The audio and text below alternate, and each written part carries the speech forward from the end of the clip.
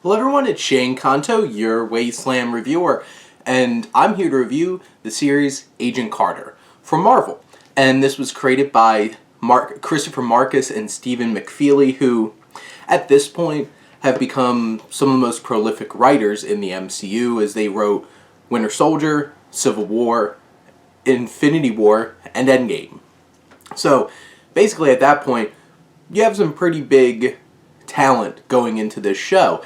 And, this is a spin-off of Captain America, the First Avenger, and you have Hayley Atwell coming back as Peggy Carter, who is absolutely amazing, absolutely charming, strong, and she just embodies this character so well. And throughout these 2 seasons that we actually got of this show, because it got canceled after 2 seasons, she is a wonderful central character that we just want to latch on to. She has honor, she has poise, and she makes a lot of romantic connections too, especially in the 2nd season. She's like falling in love with 2 different people. I think it's very interesting that they still focus so much on her love story, especially after Captain America First Avenger.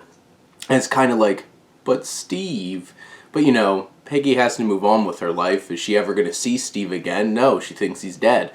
So it's like, they do spend a lot of time on like romance in this show, and like she has good chemistry with those characters, but like, did they really need to do that much? But I think it just falls into that kind of traditional thing where it's like, oh, you have a female lead, she's gonna have to fall in love with somebody.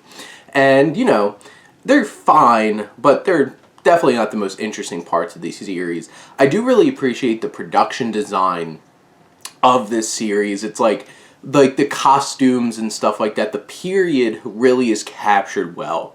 It does really feel like a TV show, though.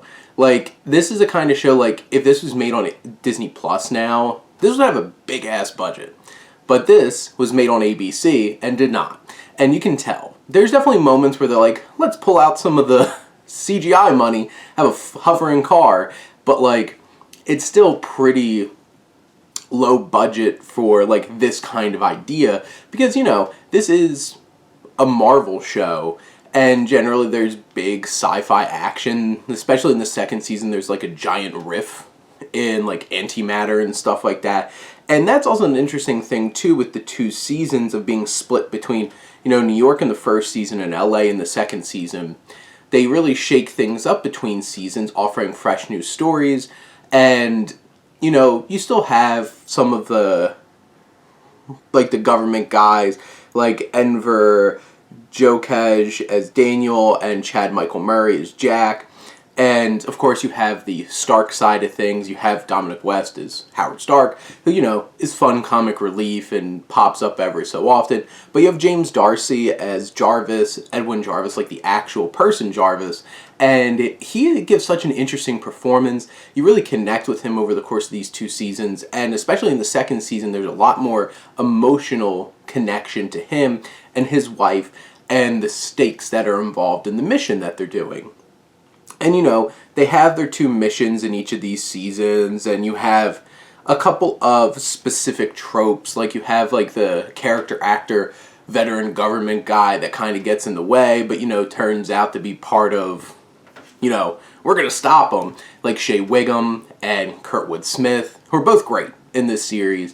And you have a self-contained mystery and conflict in each season that are well played out. They do set up some interesting threads, especially at the end of the 1st season, that never gets played out, and then leaves you off on a pretty big cliffhanger at the end of the 2nd season. You're just like, oh, well, we're never going to see where that goes.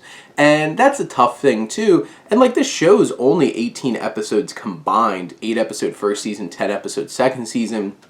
There's a lot to enjoy about it. It's a fun mystery and detective story, and like procedural kind of thing with some good costumes and fun period elements, and an awesome central character. And it does fall in a lot of tropes and a lot of like romance tropes and stuff like that, but the trappings around those tropes and cliches really bring it together. And I really enjoyed this show. So if you a big fan of Marvel, or even if you're not a huge fan, I think like if you enjoy like a good strong female character with a good procedural drama, with like the detective type stories, it's like this has some interesting sci-fi elements mixed in with that.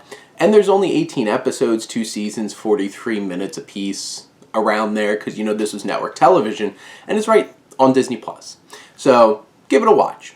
But those are my thoughts on Agent Carter. Let me know what you think, and let's talk some TV. But thank you as always for tuning in and supporting your Wasteland reviewer.